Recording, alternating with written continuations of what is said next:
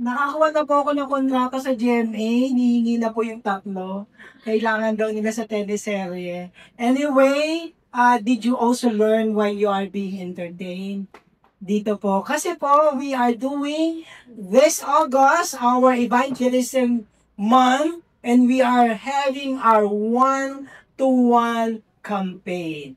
Ang prayer natin, yung lahat ng mga sinulat niyo doon, na mga pangalan nung nakaraang linggo, at ngayon ay August 17, bit-bit na. So, yun po yun. Kaya ang ating big day, twice po natin itong gagawin, yung bring one, yung pinapag-pray natin yun, dadalhin yun na dito. Hindi ko alam kung kakasya tayong lahat, dito times 2 kayo, tukot natin to. Kasya ba tayo? But yun ang idea natin. On August 17, that will be next Sunday, the one that you wrote, yung bakalan, i-invite nyo na, nag-pray na kayo, sana answered prayer, dadali nyo na po sila dito. Either August 17 or the next Sunday, August 24. So tapos na po tayo sa write the name and prayer, punta na tayo sa actual bringing the person here. So remember yan, next week, we are praying that we will be in a way times 3 or double lang. Okay, a little bit more kasi big pit na natin. But alam niyo po ba, hindi pa sa August 17, meron ng Bring 1. Actually, Bring 2 na akong nakausap, nakamayan. Ayoko na lang silang mahirapan dito na yung dalawa ang billing niya. Hindi lang Bring 1, Bring 2. At tapos po, I also handshake and greeted one person din na first timer niya doon. Nakita niyo naman sa video natin, hindi natin pinapabayaan ng mga first timer. Okay? Ando doon po, doon sa, sa reality, on how to really approach them. Ang prayer doon sa video is that this will be our culture. Walang naiiwan na your warm welcome at automatically, i-connect natin sila. Not immediately, but connected dito sa church. Kasi yun po yung tawag sa atin. Honor God and make disciple. Pag hindi tayo nagpipring one, o hindi tayo nagdadala ng mga kasama natin dito, tapos hindi din natin kinoconnect, paano na yung honor God and make disciple? So we are called to do that. Simple lang nga, no? Parang bawat buhay, ang ganda nung sa baba, sa dulo, bawat buhay, bawat bansa. So, ang idea ng every nation is bawat buhay. So, individual, so personal. Tapos, bawat bansa. Kaya dahil lang one-to-one campaign tayo, doon muna tayo sa bawat buhay. Meron kayong buhay na ilalapit kay God. So, be ready to bring one person here. Tapos, ang mga ready naman tayo, yung mga leaders working importantly on how to engage and connect them. Are we ready for August 17? Yeah. Parang hindi ako sigurado na ready kayo. Are you ready for August 17? August 24? One-to-one campaign. Maraming po salamat.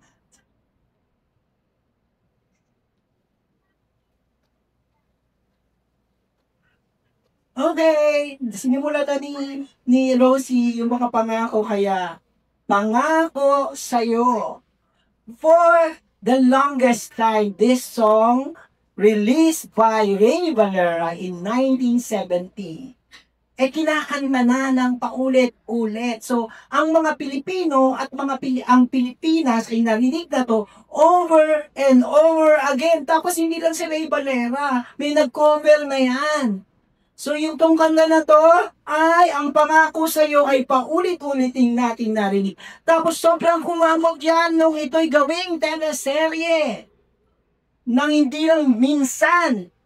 Pangalawa pa, si Daniel at saka si Catherine, pangako sa iyo. Paulit-ulit nating naririnig ang pangako ng bawat isa, pangako ng maraming tao, at lagi natin itong naririnig kapag election na.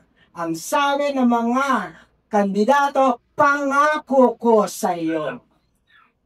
Ang problema lang, kahit paulit-ulit to, paulit-ulit din tayo naniniwala. Gaya nga ng sabi sa Broadway, promise, promise, why do I believe?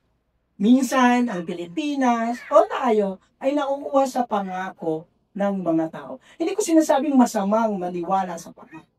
Pero, in comparison to the promise of God, medyo parang hesitant tayo. But at times, or many times, when it is God who promised, why man cannot fully hold on to Him with full assurance and confidence. Mas mabilis tayong maniwala sa tao, pero kay God, para tayong along aakyat, bababa. Parang ang tingin natin at kapit natin sa Diyos ay parang roller coaster, some high, susunod, bababa. And for the 6th week of our series, Jesus Greater Than, we will be looking at Jesus closer and personal. Personal na naman tayo with God, hindi sa with me. Promise, Jesus, the promise keeper. Of what? Anong pinangako niya? Of better things or blessed life. I'll be asking Precious here to read the text with us, and please all, tayo po tayo even as we read with Precious. Our text is Hebrews 6 verses 9 to 20.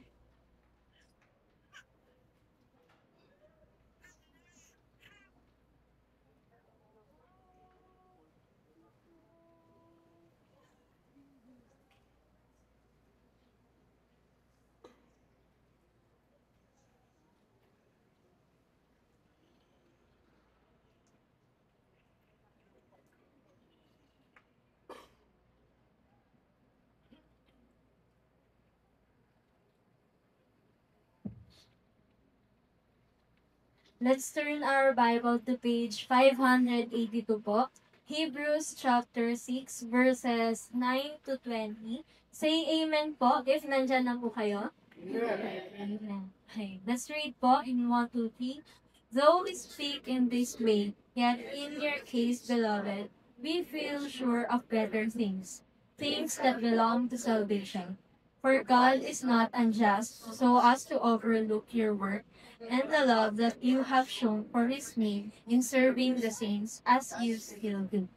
And we desire each one of you to show the same earnestness, to have the full assurance of hope until the end, so that you may not be sluggish, but imitators of those who through faith and patience inherit the promises. For when God made the promise to Abraham, since he had no one greater by whom to swear, he swore by himself, saying, Surely I will bless you and multiply you. And thus Abraham, having patiently waited, obtained the promise. For people swear by something greater than themselves, and in all their disputes, an oath is final for confirmation. So when God desired to show more convincingly to the heirs of the promise the unchangeable character of His purpose, He guaranteed it with an oath, so that by two unchangeable things in which it is impossible for God to lie, we who have fled for refuge might have strong encouragement to hold fast to the hope set before us.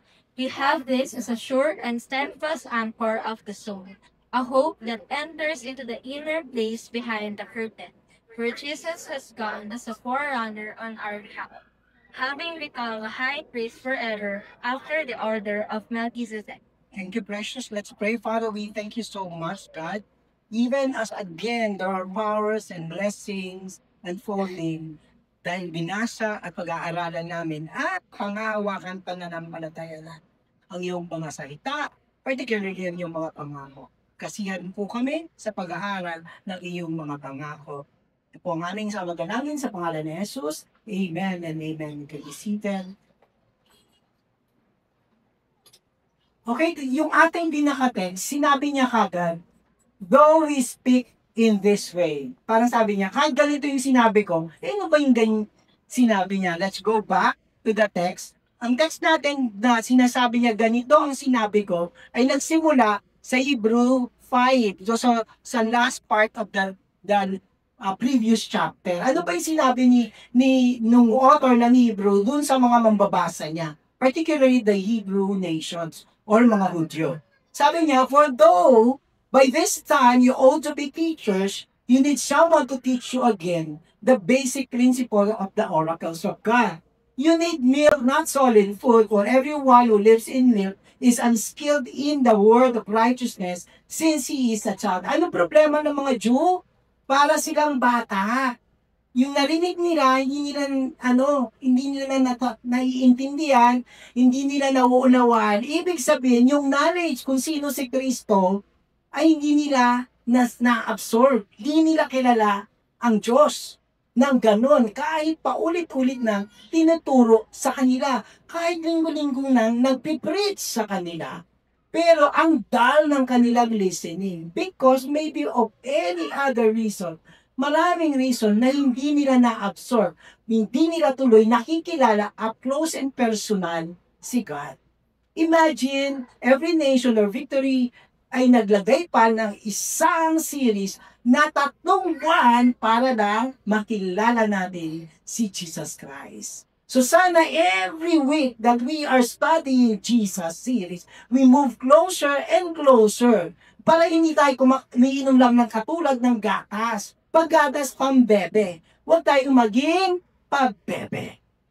Huwag tayong maging child because unskilled siya sa righteousness. Or unskilled siya, hindi niya alam ang pangako ng Diyos. Kaya kapag na-discourage ang buhay, wala siyang pangahawakang salita at pangako ng Diyos. Kaya sabi niya sa sa chapter 6, therefore, let us leave the elementary doctrine of Christ and go on to what? Maturity. I just hope and I'm praying na hindi lang sa series ng Jesus, we are really going closer and maturing in the knowledge of who God is. Ano yun? Mapapalapit, makikilala natin ng mas makikilala natin ang Diyos. Kasi ang warning niya, marami sa kanilang nag-fallen away. Marami rin dahilan kung bakit hindi makalapit o nanlalayo sa Panginoon. So ang prayer natin dito every week, not only during preaching, that we become so closer to God and know God, making God bigger and bigger to us. At para tayo ay magiging secure sa ating pananampalataya.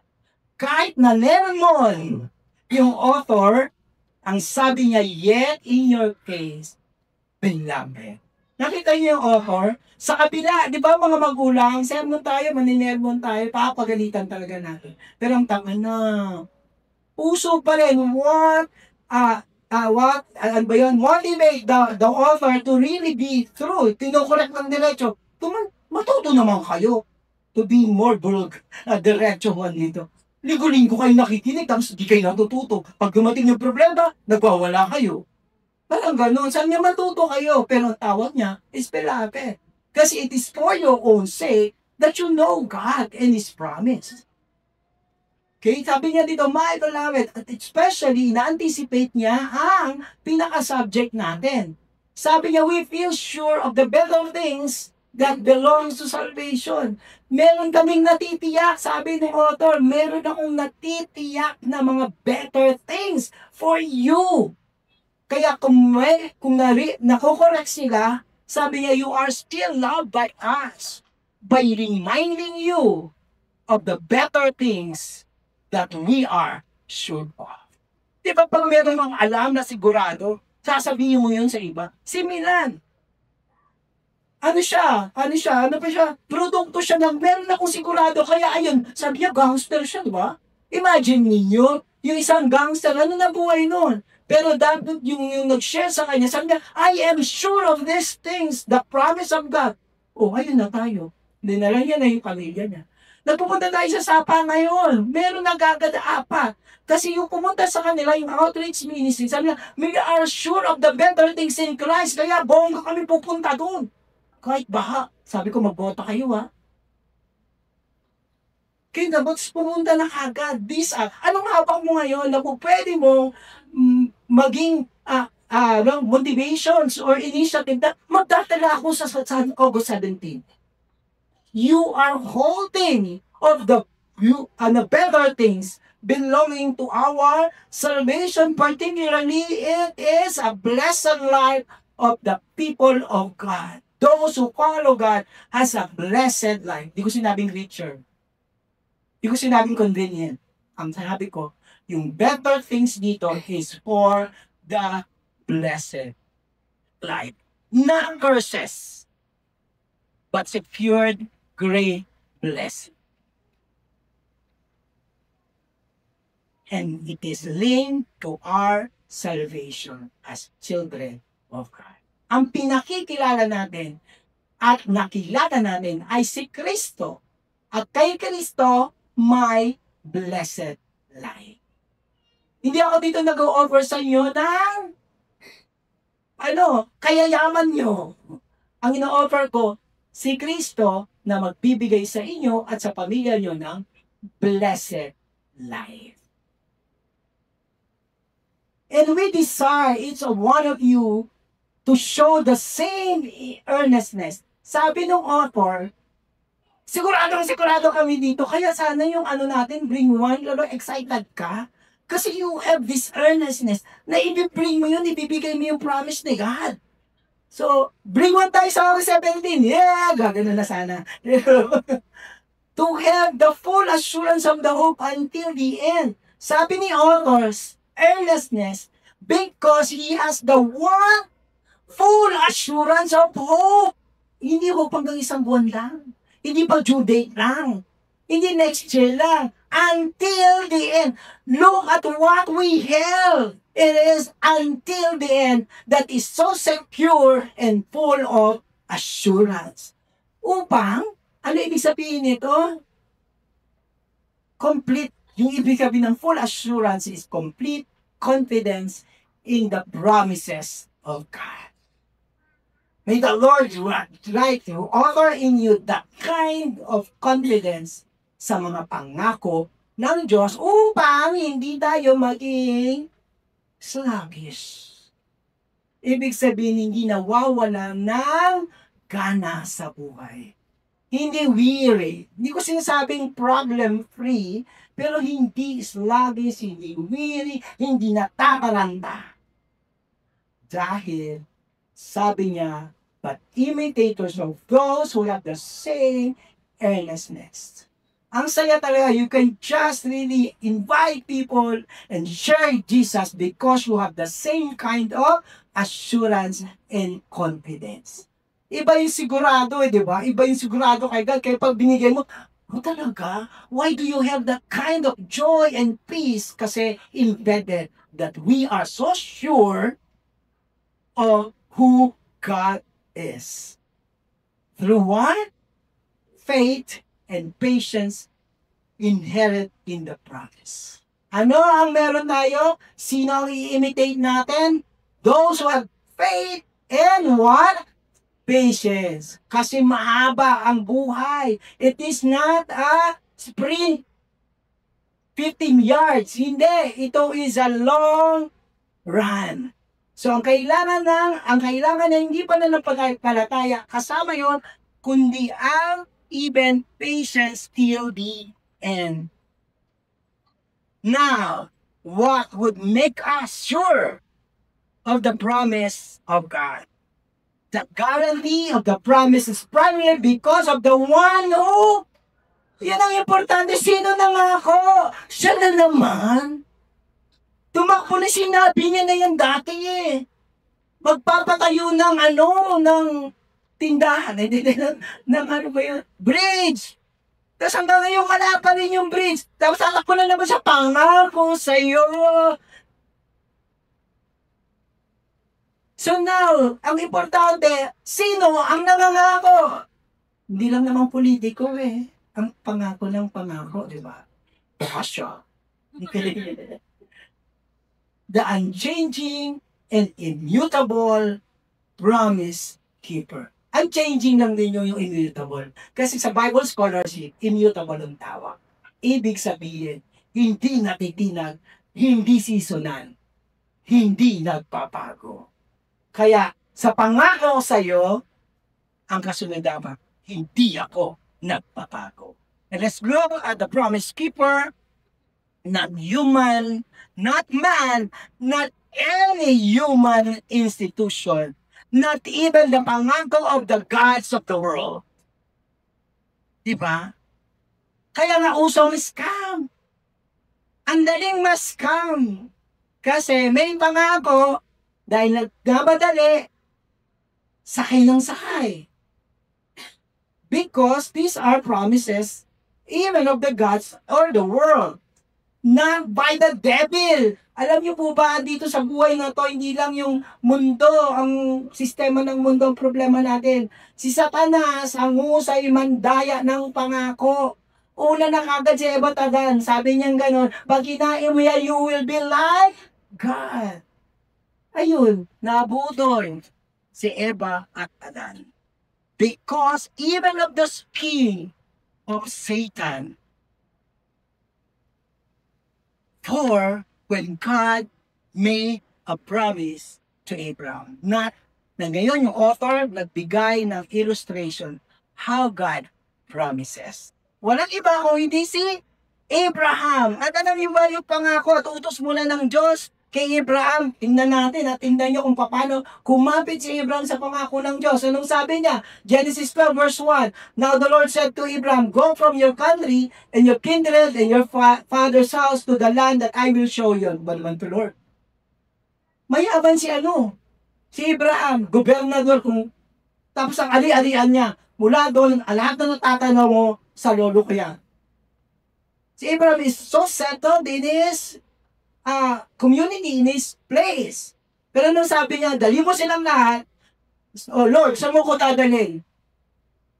To the place I will show. Wala pa rin sigurado, Lord. Look at this.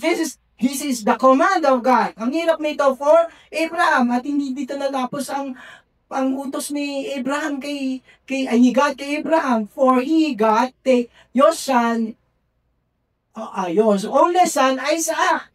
When you go to the land of Moriah, sino yung niya? Sino yung kanyang sasakripisyo? Walang iba, and offer him yung kanyang sariling anak, him there as a burnt offering on the mountain, on one of the mountains of which I shall tell you. Parang consistency ka doon. Pumunta ka doon, saka ko sa'yo sasabihin. Ang hirap na pangukuan niya, ba? Tapos, hindi lang yung comfort ko dito sa lugar na ito, pati ba naman anak ko? Look, how can you handle this kind of a command with a promise? Pero nung sabi ng ating text, saying, surely I will bless you and multiply you. If you go there, if you give and sacrifice your son, I will surely, nga yung mga words, surely I will multiply you, bless you and multiply you. Alam niyo sa sa word ng Hebraism, yung Hebrew word, ang ibig sabihin ng multiply you is super abundantly multiply. This is the word of God promise to Abraham if he will hold on to the promise of God. And thus, Abraham, having what? Patiently waited, obtained the promise. Who is the Abraham to us? He is the father of faith. He is the father of the nation of Israel. Yan na existent pa ang Israel. Ang bayan. Kaya siya ang ama ng bayan ng Israel. And let us look at Genesis 15 to capture the blessing, the super abundant blessing given to Abraham. This is the promise, and it all was, they were all fulfilled. And Abraham said, behold, you have given me no offspring, and the member of my household will be my heir. Nung sinabi sa kanyang, dadami yung mga anak mo, wala pa siyang anak. And behold, the word of the Lord came to him, this man shall not be your heir, your very own son will be your heir. And he brought him outside and said, look towards heaven, and the number of stars, bumilang ka ng numbers of stars, ganun magiging kadami ang magiging anak mo. Si Abraham, walang anak. Ito na ang pangako. Si Abraham, may edad na. Wala nang huling hirit for him. But that was the promise of God. If you are able to number them, kaya mo bang bilangin? This is metaphor. Ibig sabihin, there will be many, many sons and daughters for you. Then he said to him, so shall your offspring be. And he believed the Lord, and he counted to him as righteousness. Abraham became the father of the nation of Israel and the father of the nations of the children of God. You are Abraham's sons and daughters. Kaya, Father Abraham as how many? Kaya yung kinanta sa kanya yun, tribute yun. Hindi lang, to overemphasize in the Christian palago is that si Abraham naniwala sa pangako ng Diyos. Kaya kakantahin ko, Father Abraham, because God is faithful, He was given, really. And we are spiritual sons and daughters of Abraham who put his trust in God and in His promises. Hebrews 6 verse 18, so that by two unchangeable things, di pa tapos. Diba? Yung pangako, bakit tayo our unchangeable things, pangako ng immutable God. The second one is God, unchanging character. Di ba minsan, hindi mo paniniwalaan yung playboy, tapos sabi, ikaw lang? Eh, ang character niya, hindi. Now, God is telling us that He has promised and He has this kind of unchangeable character guaranteed by who Jesus is and able to keep and do what He is able to keep and do. Alam ko sa Spiritual Foundation class, nandun kami sa attributes ni God. Talaga yung mga bata, dami mga college student, at saka yung mga bagong mananampalataya, ganyan pala si God, goodness. Ganyan pala si God, greatness. Gusto nyo tayo dito, Scripture Providential Attributes of God. Mamamanga kayo. This is exactly what I'm saying. Sino na nga ako? The one who is good, the one who is great. It is the goodness and it is the greatness. Ano yung good? Yung niya, character na, yung niya, moral purity niya, good, mabuti. Hindi lang siya mabuti, kaya niya. May mabuti pero, ay, mabuti puso niyan. Mabibigyan mo ba ako 1,000? Wala ako eh. Di ba hindi niya makakapable? O hindi ko yun tinatawag na. I'm just stressing the point. But God is both good heart and then able. Mga sila, God is perfect, immutable. Mga, because they know who God is. For one character lang, God is not unjust. Throughout the Old Testament, God is portrayed as just and faithful. Hindi lang si God. In the Old Testament, the Father God. Sa New Testament, basahin niyo yung Gospel. God is faithful and just. Alam niyo, bakit nilagay yung just? Kasi di ba, siya, makatarungan siya. So kapag nangaramo siya, makatarungan ang kanyang pangako. For God is not unjust so as to overlook your work and the love that you have shown for His name in serving the saints as you still do. He is not unjust na ipapabayaan niya yung mga pagsisikap natin. Papabayaan niya yung pananampalataya natin. Yung pag-i-endure natin. He is not unjust. All the mighty and big words in our heart that is tuned in to God, really believing God is always recorded in siya. He will reward us. But, sabi niyo nga, but the promise is not based on us. The reward is not based on us. The reward is not based on what we are doing, but on who He is. Gusto ko to. Bakit? Sige nga. Kung merit and demerit tayo. O, sige. Paano yung mga maraming demerit? Wala kang aasaan sa Diyos. This make our God, this character, being so loving. Kasi kung merit and demerit lang, patay na tayong lahat. Walang nasa taas. God is faithful to His own gracious promise. Hindi lang siya faithful sa atin, faithful siya sa pangako niya. Diba? Ang gara nun eh. Kasi minsan sa tao, faithful siya talaga sa pangako niya. Kasi kung hindi ka na nag-faithful, oh, ano ko? Tao yun. Pero si God, saan siya faithful sa promise niya? Not that we have any inherent right to claim reward. Kasi baka naman, oh, sinabi ni Lord, sinabi ni Pastor Ray, kapag naging mabuti daw ako, faithful ako, ibibigay niya ito, ba't di ka binibigay? Di ba ganun ka eh. No, we don't have inherent right to claim the reward. Our best works bear no proportion to the reward against what we fail to do. Sige, magkwentahan tayo sa harapan ng Diyos. Yung merit mo, hingi ka ng reward. Yung demerit mo, paano? Pabawasan. Eh, yung demerit mo ganito. Tapos yung merit mo dito. Oh. Ito yung bayad sa reward mo. Paano na to? O di ubos ka. Di wala ka manatanggap. This is putting us in the position that we are only by grace and by the mercy of God.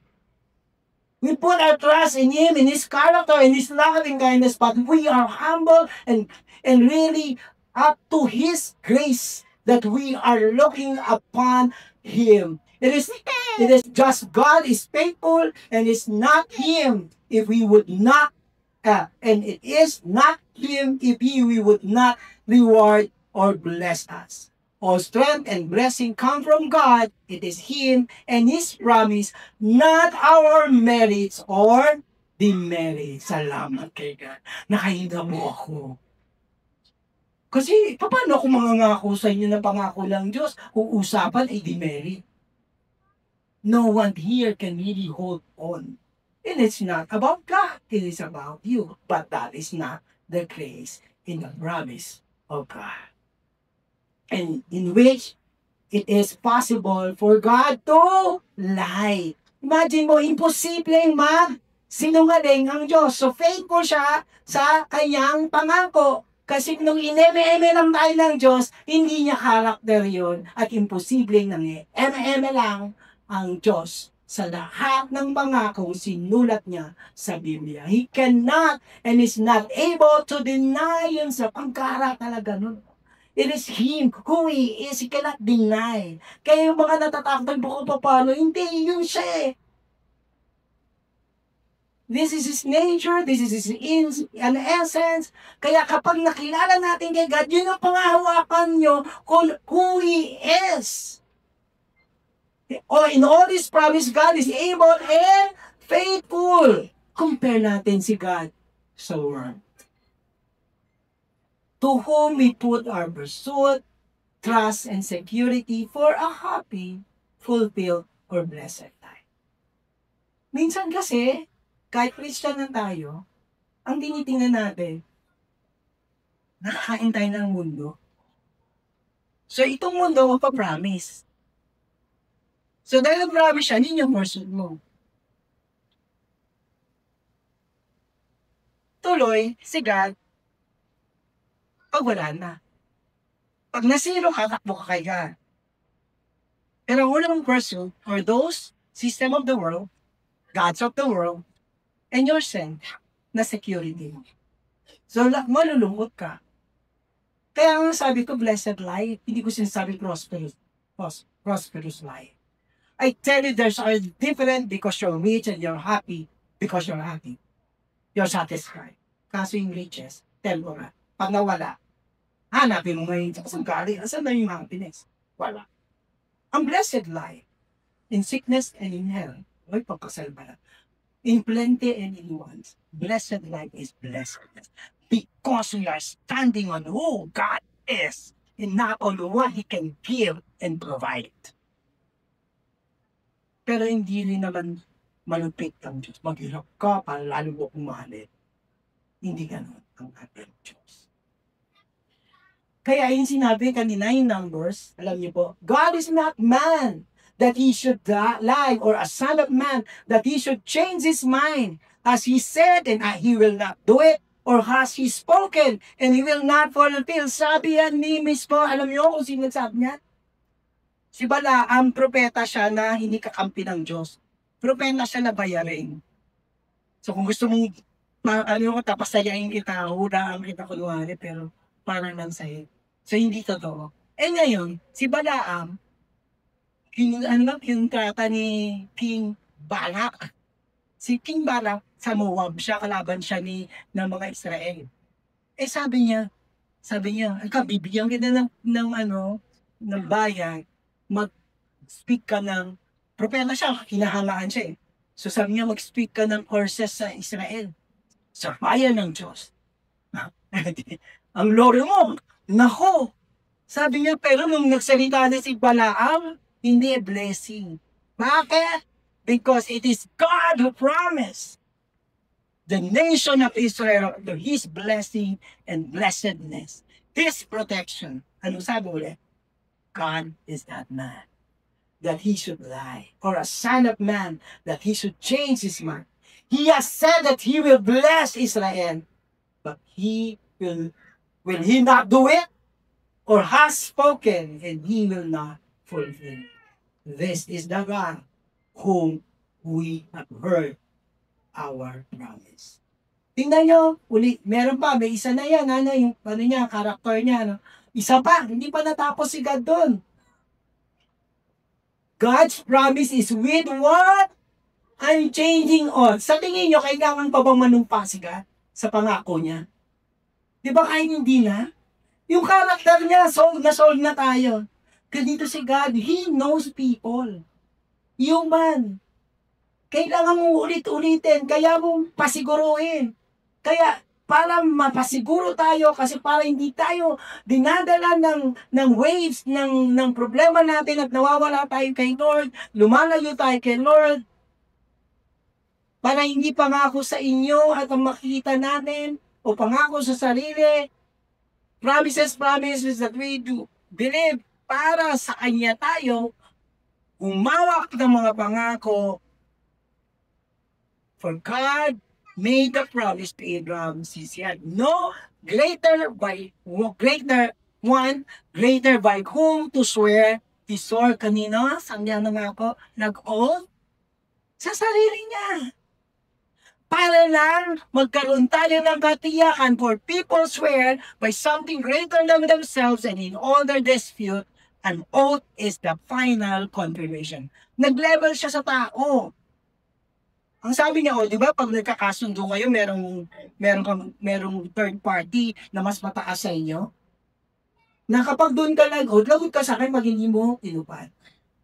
Kailangan mas mataas. Kasi kung mas mababa, sige nga, hindi ka makakapunish. O ngayon, sino mas mataas kaya? Para manumpa ako sa kanya. But God so loved us, He wants us to be sure He take an oath to Himself, so that we will be fully convinced and secure in God. Talaga nung naisip ko, Lord, no need po. Pero ganun si God, to make us so sure of Him. Ito yung liga na, kasi yun sa kanila, yung Israel, meron talaga silang nagka-promise ng oath. Kahit sa Greco-Roman world, meron din lang sila, ang nag-oath sila sa deities nila, sa mga Diyos-Diyosan nila, sa king and emperor. The one who put himself accountable to the higher one, dun siya nandunha. So merong pwersa, may takot, kapag hindi mo tinupad ang pangako mo. Pero si God, sigurado siya sa sarili niya. Hindi yung sinabi ko siya sa sarili niya.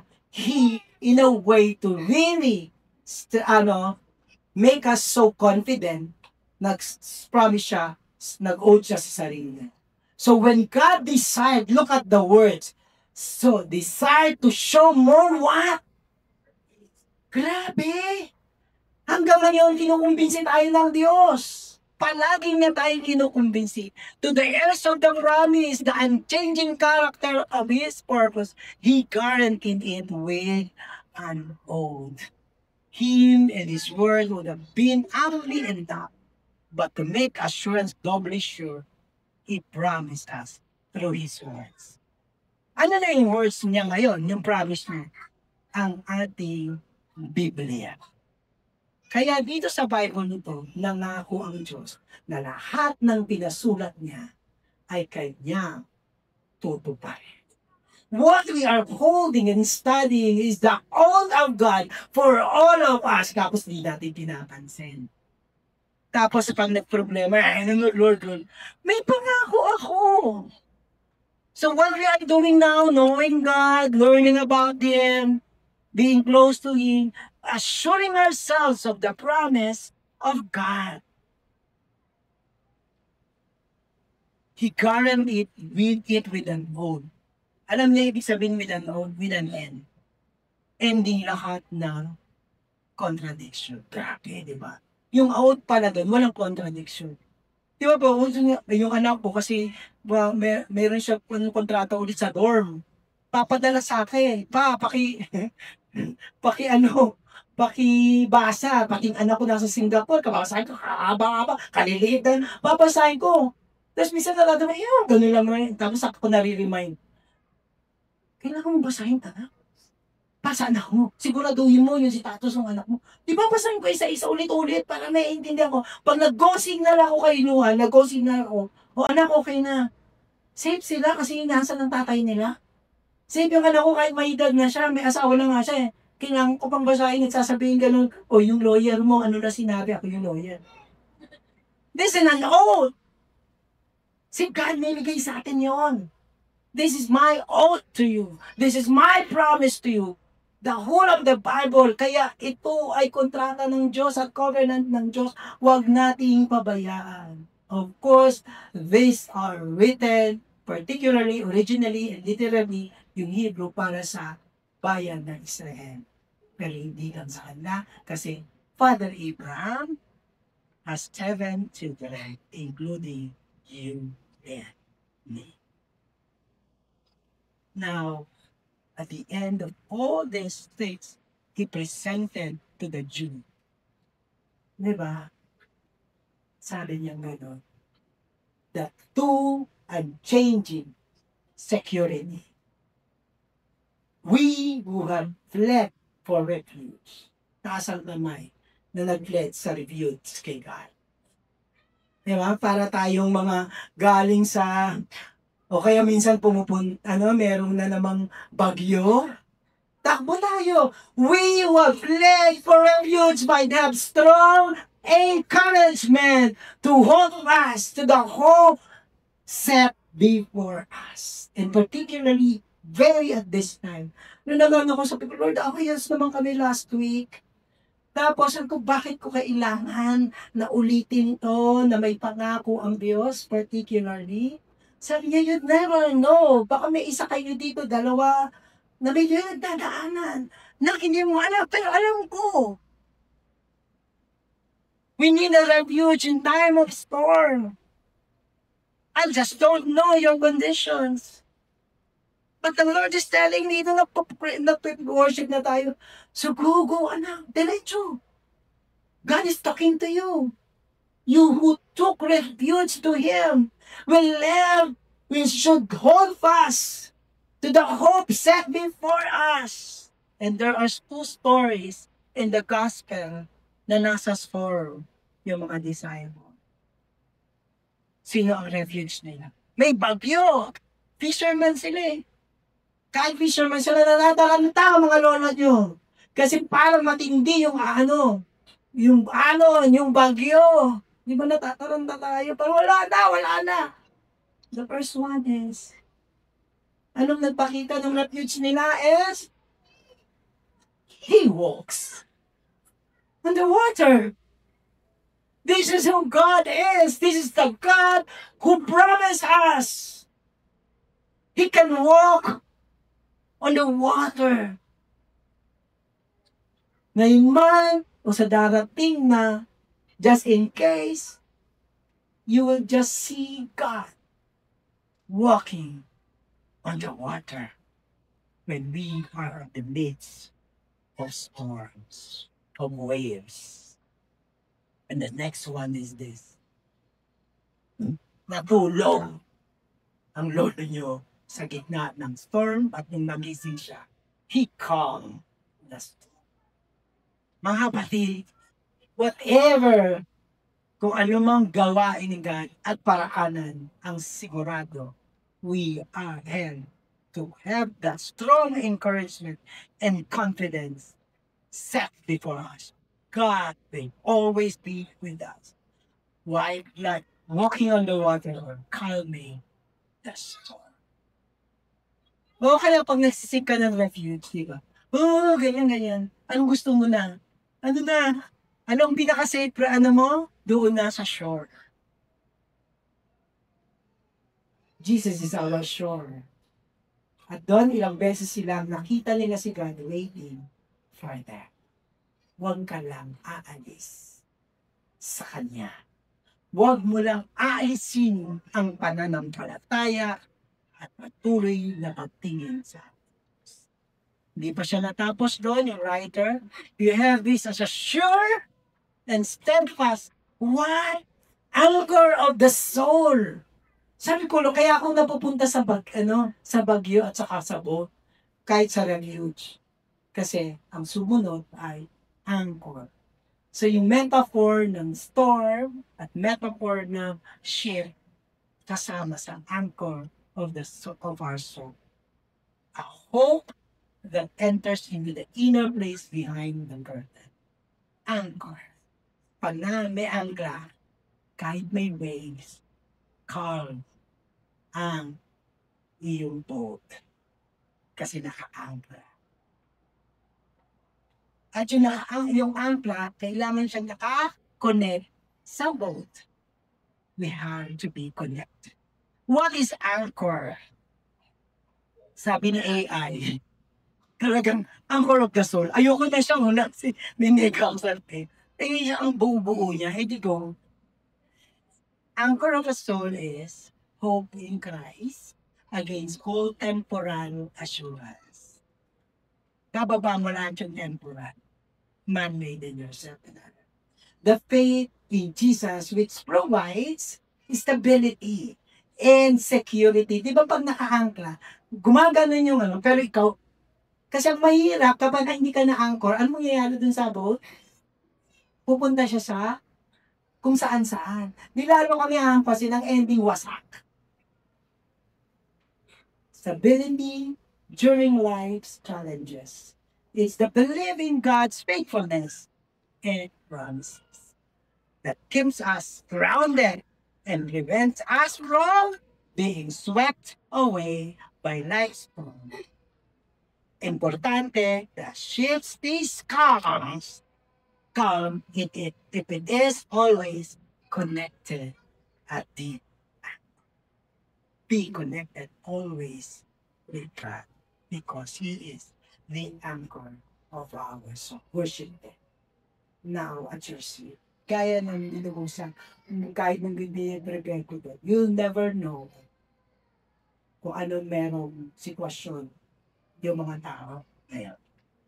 Kaya kahit parang na-preach mo na yan, nung umiyak si God in prayer from you, go, assuring them of the stability when they are connected. Assuring them of all the promises God has pinasulat ng Diyos para sa bow your heads. Alam niyo po yung last song is a song of prayer, is a song of our confidence in God.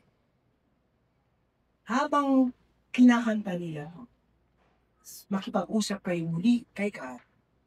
And if you are really wanted to stand in the promise, in the character, in the love of God, you may stand and sing with the music team. But first, go to God. First, thank God. And take this opportunity. If ever yung boat mo ay struggling, o kaya nagsisail ka, hindi mo nakikita yung nandun sa harapan. Sa pupuntahan mo, wala kang direksyon. Whatever. But God is faithful. Then, now, and forever. Worship Him as you pray. Faithfulness, faithful now, faithful always. Faithful now, faithful always. Lord, you are faithful then, faithful now, faithful always.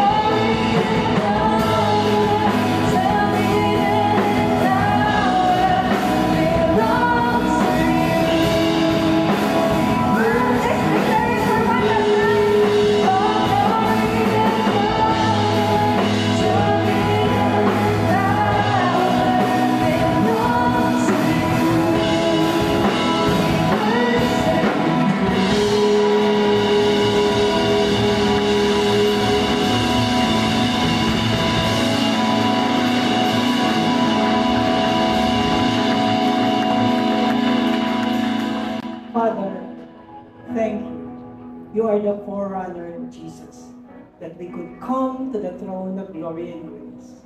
And this time, Lord, we declare your promises are true. Bless all of us here, whatever the tiny details of their pain, struggles, hope, even their fears, whatever, God, whatever. Sabi nga nung una naming kanta, Panginoon, you spread out the heavens into their hands. Lord, yung palm knows the details this time. That the mighty hands of God come to you, to your homes, to your relationship, whatever it is, to your life. And all the details will be done by the power of the unchanging God through His unchanging Word. Thank you so much. This we pray